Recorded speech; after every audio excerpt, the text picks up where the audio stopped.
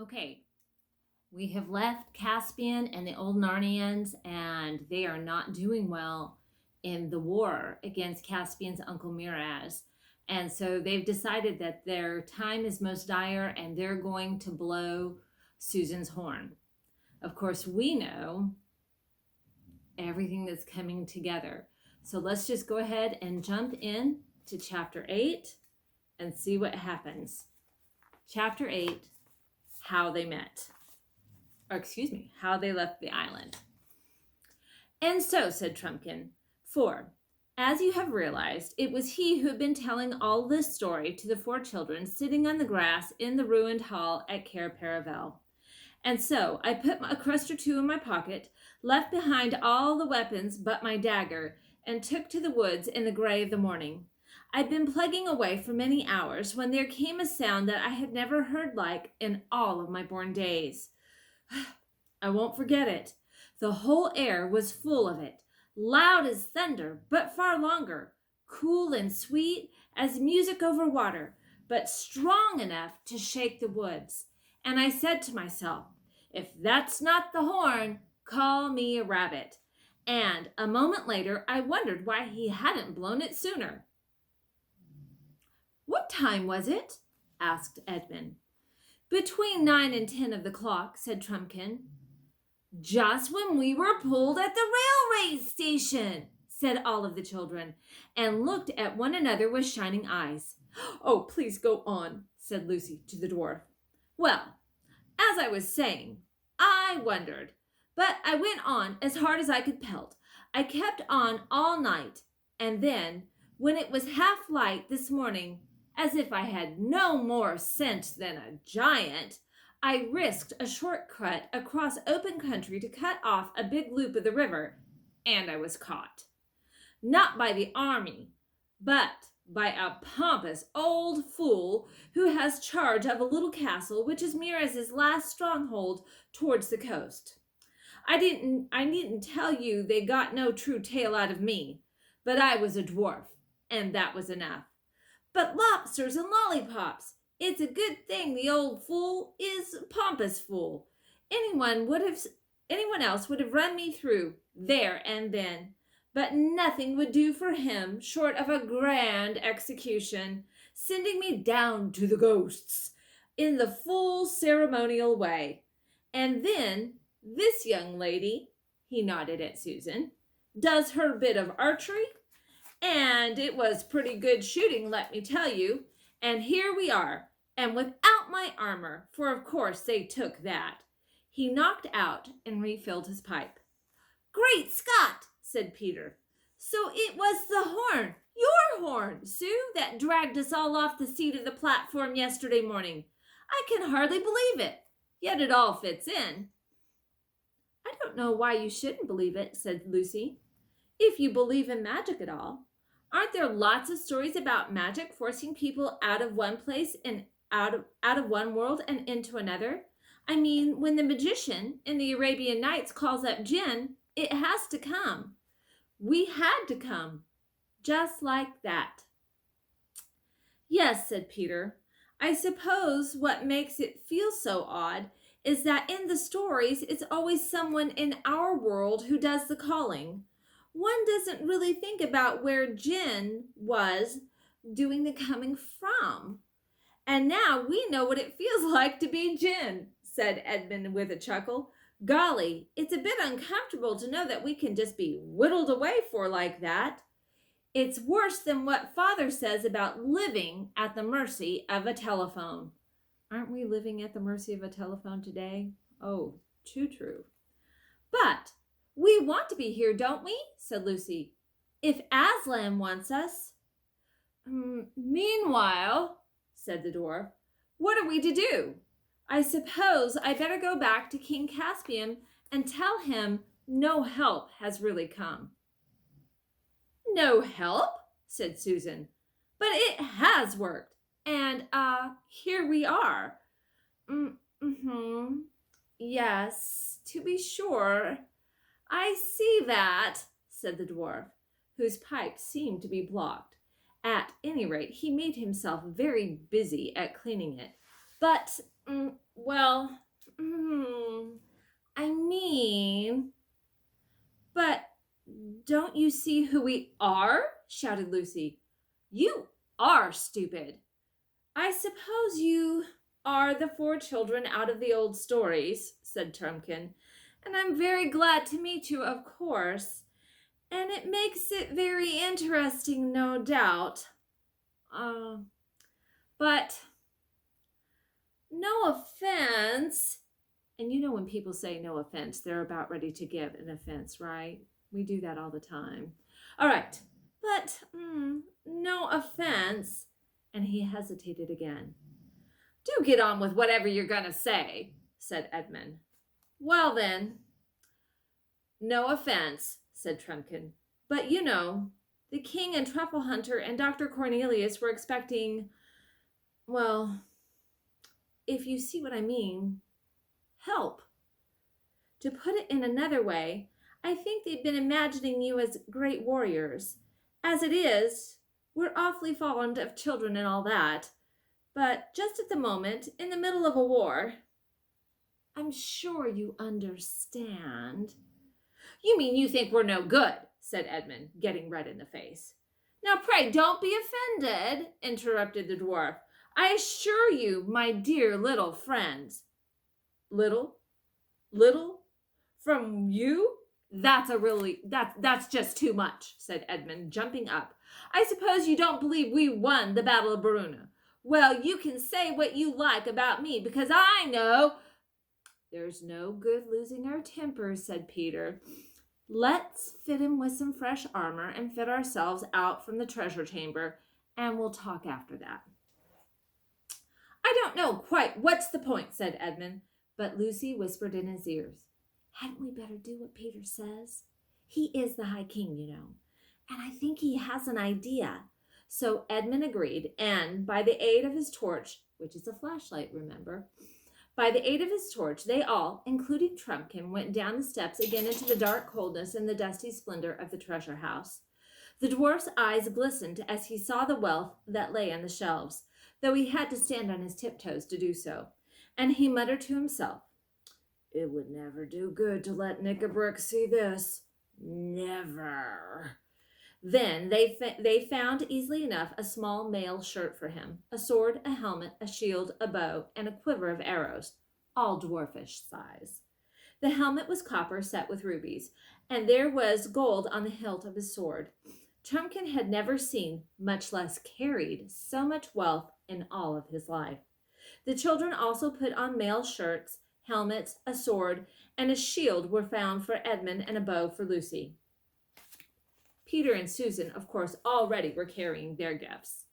As they came back up the stairway, jingling in their mail and already looking and feeling more like Narnians and less like schoolchildren, the two boys were behind, apparently making some plan. Lucy heard Edmund say, No, let me do it. It would be worse for him if I win, and less of a letdown for us all if I fail. Well, all right, Ed, said Peter. When they came out into the daylight, Edmund turned to the dwarf very politely and said, I have something to ask of you. Kids like us don't often have a chance of meeting a great warrior like you. Would you have a little fencing match with me? It would be frightfully decent. But, lad, said Trumpkin, these swords are quite sharp. Oh, I know, said Edmund, but I'll never get anywhere near you, and you're quite clever enough to disarm me without doing me any damage. Do you see what they're doing here? It's a dangerous game, said Trumpkin, but since you make such a point of it, I'll try a pass or two. Both swords were out in a moment, and the three others jumped off the dais and stood watching. It was well worth it. It was not like the silly fighting that you see with broadswords on the stage. It was not like the rapier fighting, which you sometimes see rather better done. This was real broadsword fighting. The great thing is to slash at your enemy's legs and feet because they are the part that have no armor. And when he slashes at yours, you jump with both feet off of the ground so that his blow goes under them.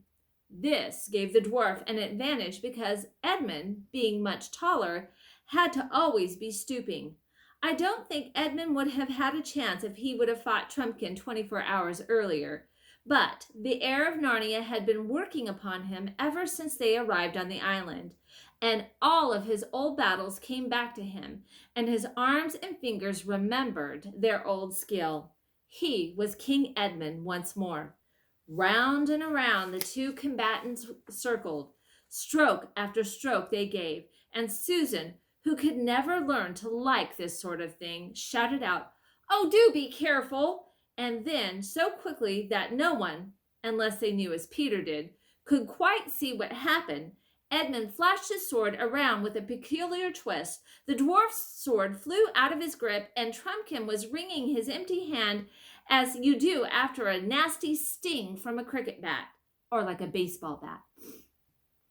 "Not hurt, I hope, my dear little friend," said Edmund, panting a little and returning his sword to its own sheath. "I see the point," said Trumpkin dryly. "You know a trick I've never learned." "That's quite true," put in Peter. "The best swordman in the world can be disarmed by a trick that's new to him. I think it's only fair to give Trumpkin a chance at something else. Will you have a shooting match with my sister?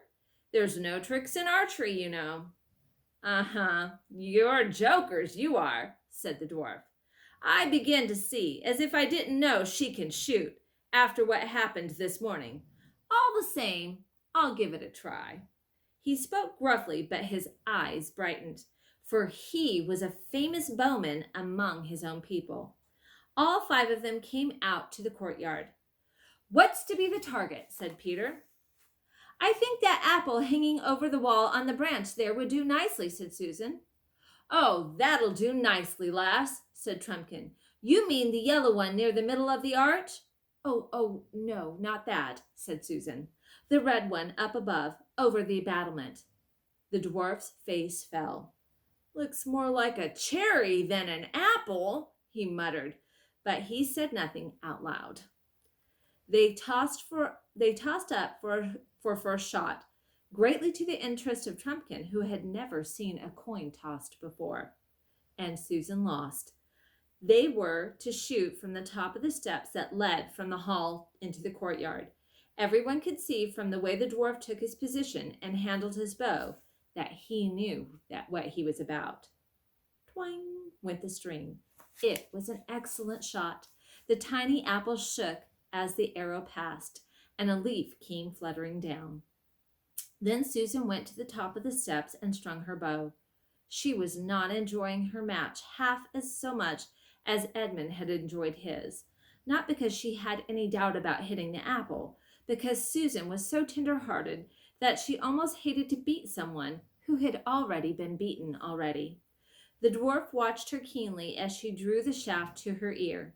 A moment later, with a soft thump, which they all could hear in that quiet place, the apple fell to the grass with Susan's arrow in it. "Well done, Sue!" shouted the other children.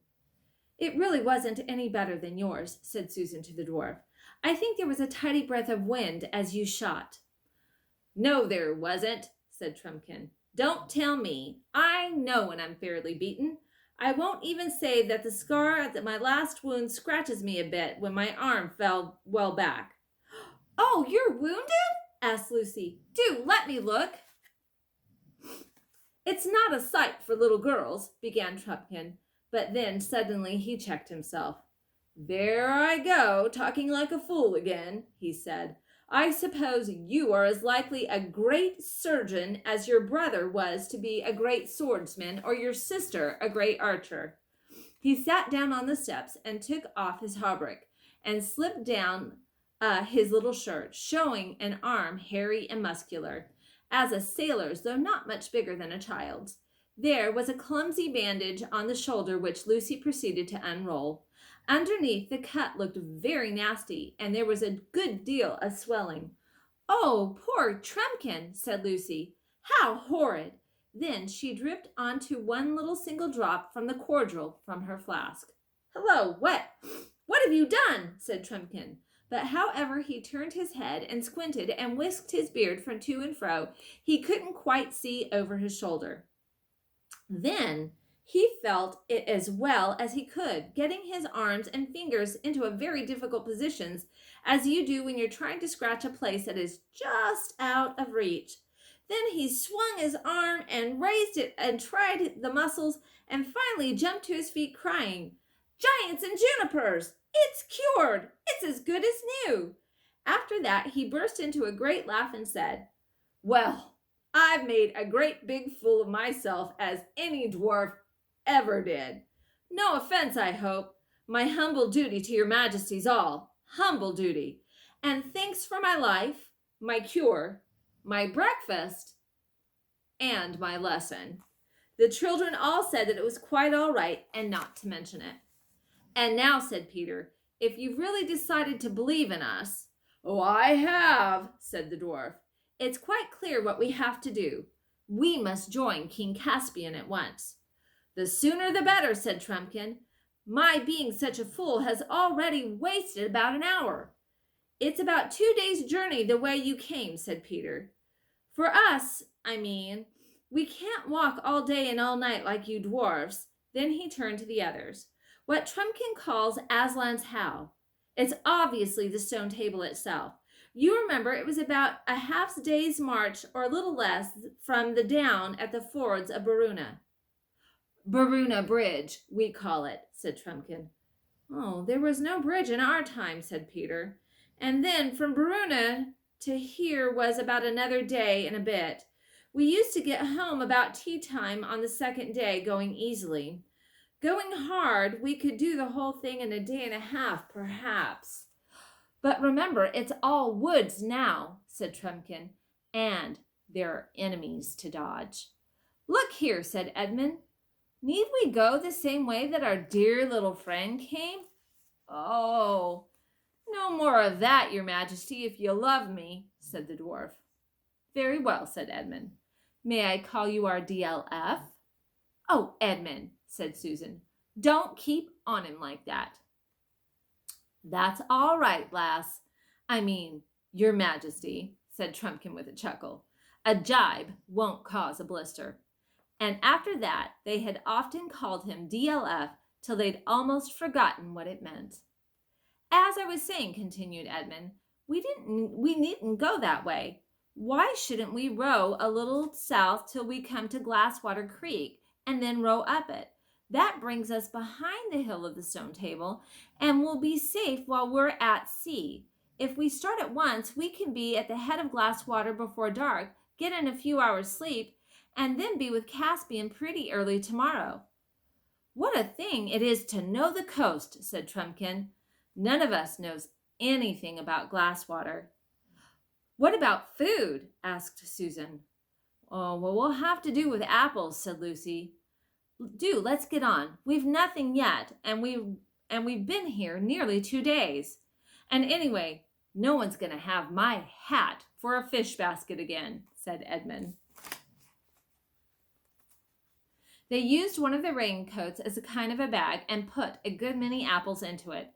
Then they all had a good long drink at the well, for they would meet no fresh water until they had landed at the head of the creek, and went down to the boat. The children were sorry to leave Cair Paravel, which, even in ruins, had begun to feel like home again. "The DLF had better steal," remember that's the dwarf, said Peter, "and Ed and I will take an oar each. Half a moment, though. We had better take off our mail. We're going to be—" Mail is that metal shirt to protect them from battle that they had put on earlier. "We had better take off our mail. We were going to be pretty warm before we're done. The girls had better be in the bows and shout directions to the DLF, because he doesn't know the way. You'd better get us a fair way out to sea till we've passed an island." And as soon as the green wooded coast of the island was falling away behind them, and its little bays and headlands were beginning to look flatter, and the boat was rising and falling with a gentle swell, the sea began to grow bigger all around them, and in the distance, bluer and closer to the ground, the boat, it was green and bubbly, Everything smelled of salt, and there was no noise except the swishing of the water, and the clop clop of the water against the sides, and the splash of the oars, and the jostling noise of the rowlocks. The sun did grow very hot. It was delightful for Lucy and Susan in the bow, bending over the edge and trying to get their hands into the sea, which they could never quite reach. The bottom, mostly pure pale sand, but with an occasional patches of purple seaweed, could be seen beneath them. It's just like old times, said Lucy. Do you remember our voyage to Terabithia and Galema and the 7 Isles and the Lone Islands? Yes, said Susan, and our great ship, the Splendor Hyline, with the swan's head at her prow and the carved swan's wings coming back almost to her waist, and the silken sails and the great stern lanterns, and the feasts on the deck and the musicians. Do you remember when we had the musicians up in the rigger playing flute so it sounded like it came from the sky? Presently, Susan took over Edmund's oar, and he came forward to join Lucy. They had passed the island now, and stood closer in the shore, all wooded and deserted. They would have thought it pretty if it had not been remembered the time when it was open and breezy and full of merry friends. Whew! This is pretty grueling work, said Peter. Can I row for a bit? Said Lucy. The oars are too big for you, said Peter shortly, not because he was angry, because he had no strength to spare for talking. So there they are. They are on their way to join King Caspian to help him with his battle. But they're not there yet. That's the end of chapter 8. And when you come back next time for chapter 9, what Lucy saw. Who or what do you think caught Lucy's eyes? Well, come back for chapter 9 and you'll find out. I'll see you guys later.